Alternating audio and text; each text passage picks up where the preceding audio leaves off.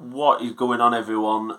Welcome back to the channel. Listen, it's been a while since I've done a video on this channel, but I think after that shit show, I have to do one. I can't possibly not. I have to talk about that.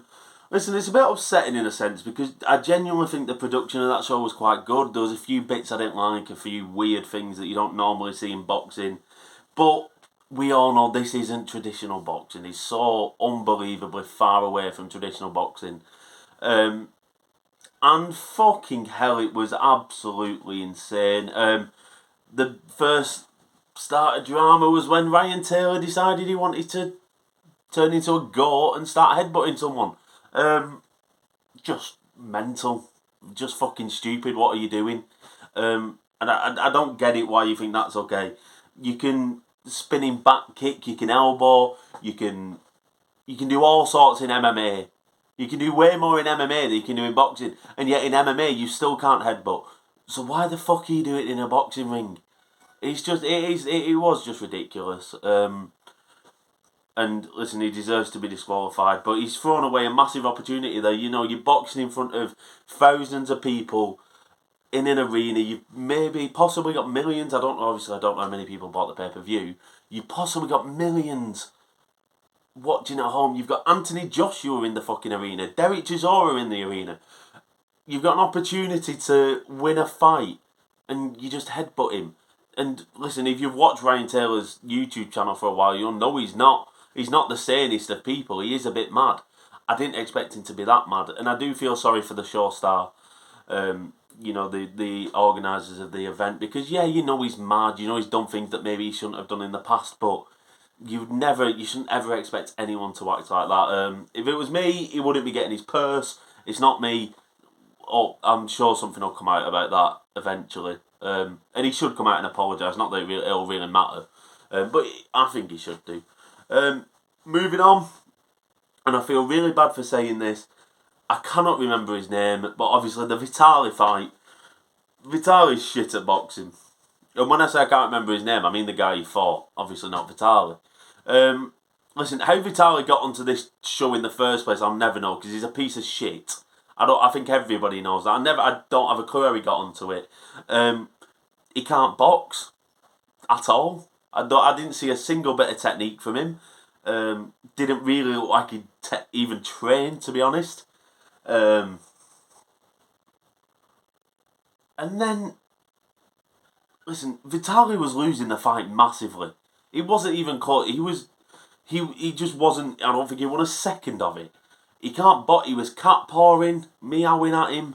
Couldn't touch him at all. The guy was dancing around him. He's not very good dancing, but he was dancing. And he was landing a few decent shots. He was beating Vitali comfortably. He was 100% winning that fight. And then for some reason, return of the headbutts. Not return of the Mac this time. That would have been better. No return of the Mac. Return of the headbutt. They're in a clinch. What does the other guy decide to do? Start throwing headbutts at Vitali and gets himself points deducted, but doesn't get disqualified. Yet Ryan Taylor got disqualified. Make it make sense. My head actually hurts, and people might think I'm over dramatising this. I don't get it. You were winning the fight. So I think he threw about 2 headbutts in a clinch, and then they clinched again, and he threw one up and made it look as if he was just coming up out of the clinch. He headbutted him. Just fucking mental. You were winning the fight so comfortably. I think 1 point got took off him. Which, if it is true, if it was only 1 point, let me know in the comments if it was. I think it was only 1 point. If it was, I don't know how it was still a draw, because I don't think Vitali won a single second. Like, I genuinely don't think he won a single second. But I could be wrong though. I had to take myself off for a few minutes during that, so I might have missed it because my head was fucking frazzled. Arms versus Maicon. Listen, that fight, them two, just absolutely huge guys. Obviously, Arms, his physique for boxing, it's not ideal. Carrying that amount of muscle, you're going to be knackered. I don't think Arms should have won. I don't think he won, to be honest. And you could tell at the end, obviously, he was sat on the ring with oxygen. He was done. He was knackered. He couldn't have fought a second longer. if that had gone an extra round, God knows what would have happened. I don't think he'd have been able to stand up off his stool after he sat down, to be honest. Yeah, I don't think he deserved to win that fight at all. But we'll get to other decisions that are maybe just a little bit like that, where someone didn't deserve to win a fight. Yeah, King Kenny.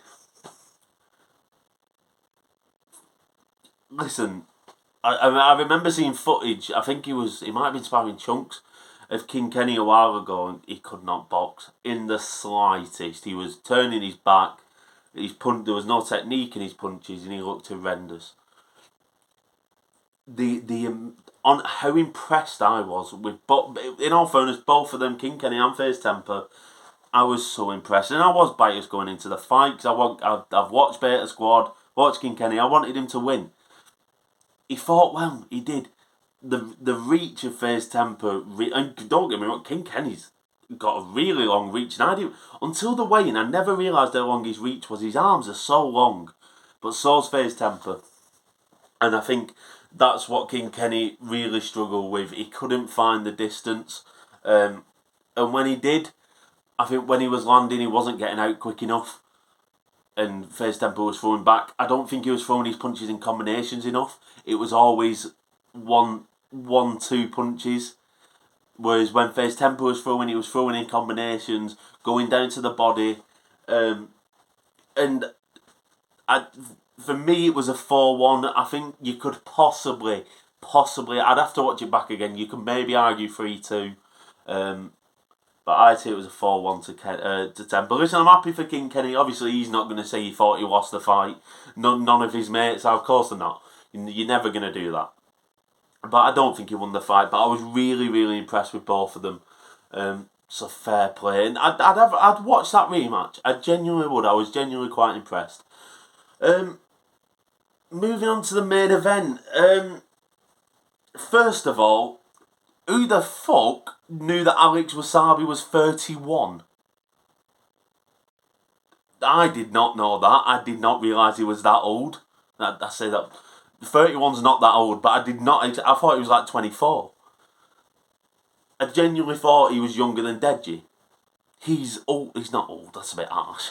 But you know what I mean. I did not expect him to be 31. That's beside the point. Deji walked to the ring, Alex walked to the ring, they both looked super confident. Nothing, you couldn't really, I didn't read anything into their ring walks. I think they both looked confident. The first round was a bit of a feeling out process. Deji's defence, man's really, really good. It genuinely is. I was so impressed. I think it was either at the end of the first, or maybe the end of the second. I think it was the end of the second. Alex threw a right, left, straight, and Deji honestly made him miss and made him look so stupid. But Deji said it at the end of the fight. Obviously, got interviewed, and Deji said exactly what I was thinking. He was thinking way too much. He was thinking way too much and not throwing enough. That was genuinely, and when he did throw, he did have success. He did have success every now and then, but he didn't move his head off the centre line. And you know what? I think if Alex had noticed that, because whenever Deji was slipping his punches, he was doing really well at it. He was slipping the punches, he was getting out. He was constantly going down. He was constantly going in the same direction. He wasn't getting off the centre line. If Alex had thrown that uppercut, he could have landed. But then I think it's the same the other way around. I genuinely think Alex was there for the taking. I don't think... Whenever Deji threw, he seemed to have a bit of success. And I genuinely think if Deji had put his punches together, a bit like Kenny, threw some more combinations, I genuinely think he'd have had more success in that fight. But yeah, I am a bit gutted for Deji. Listen, the transformation of him from that last fight to this one is genuinely unbelievable. He looked like a different fighter. There's a bit of something there with Deji. He just can't seem to... When it comes to it, he just can't get it out. In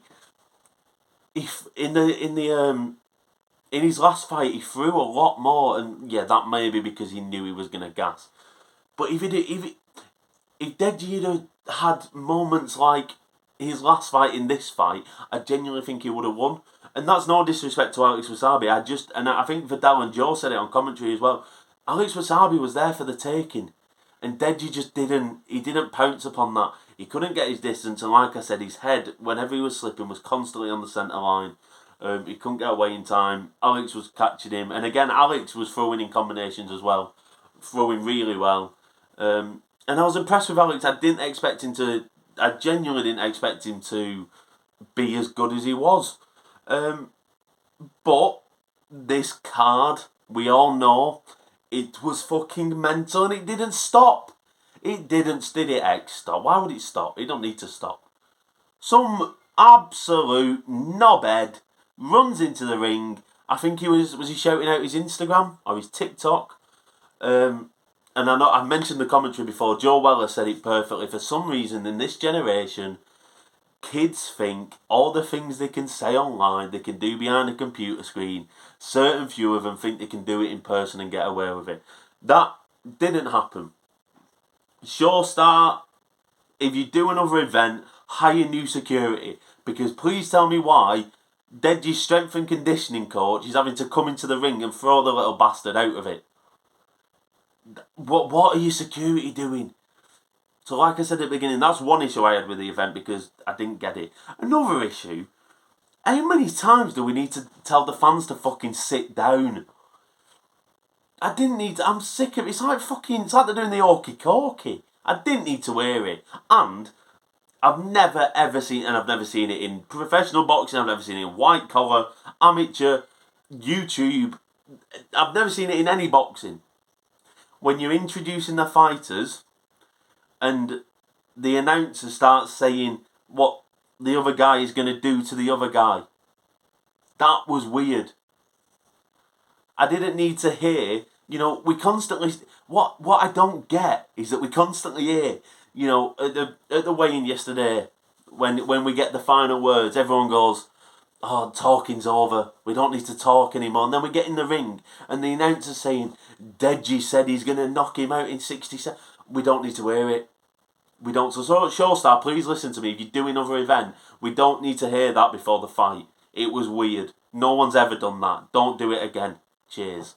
Listen, let me know what you think about the fight in the comment. I did say this should be short and sweet, and we're coming up to 13 minutes. It's not very short. I hope it's sweet.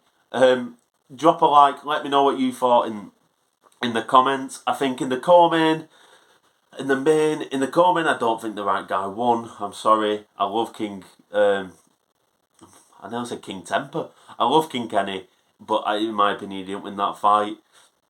And I think Alex did win the fight. I think that's all fair. And you know what? Listen, Deji said he would be done with boxing.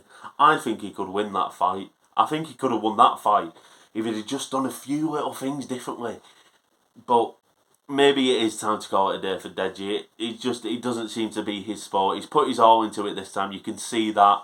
We respect that as fans. So yeah, fair play. Showstar, your production was alright. Your security was shit. Just don't do another one. And I hope you've got a few good lawyers as well, because I feel like FaZe Temper might have something to say about it. Anyway, no more waffling. Drop a like. Let me know what you think in the comments. And I promise that people who aren't subscribed or who already are subscribed, there is more content coming. I've been slacking. I promise you there is. Obviously, tonight, UFC... I can't speak. UFC, Colby Covington, Jorge Masvidal.